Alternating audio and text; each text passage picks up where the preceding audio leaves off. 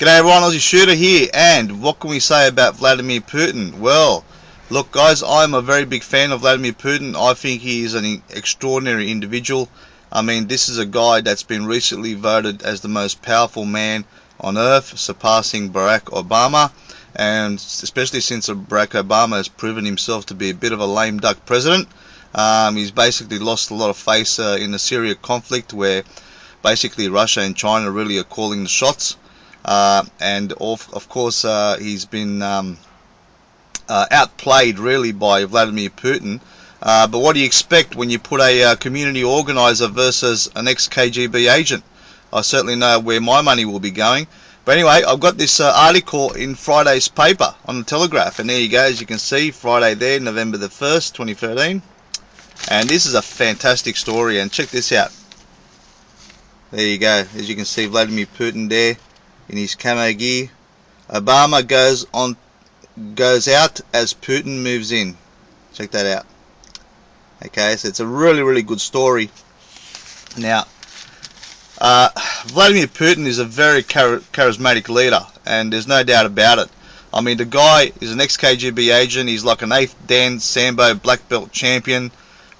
He hunts, he fishes.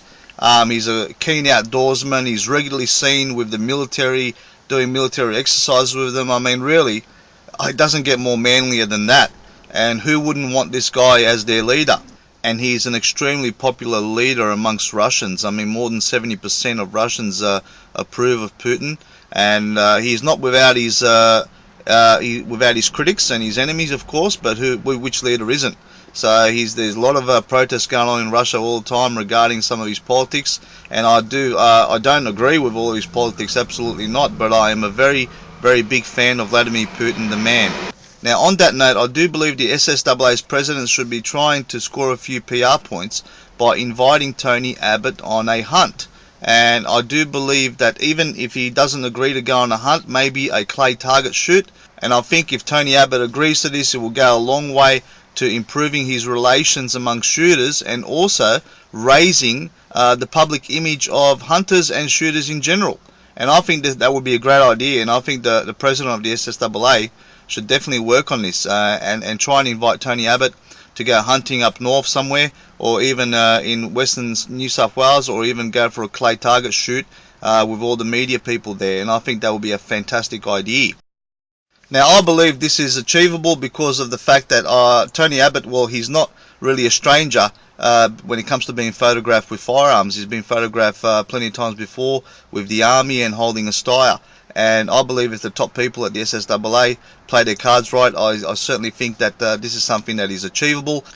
Now, I also believe that the top people in the SSAA should also take this opportunity to talk to Tony Abbot and to try and get some amendments done to the National Firearms Agreement.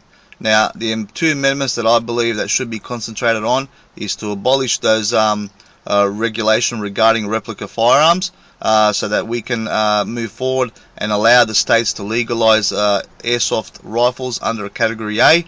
I believe that's very important to allow people to participate in this excellent sports that have been enjoyed by our cousins in New Zealand, Canada, and United States.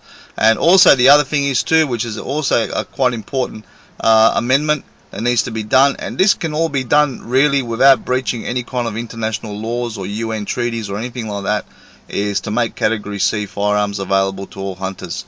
And this is something that the SSAA should really speak to Tony Abbot about. It's not something that should require pressure from pro-hunting groups in terms of trading it for other legislation.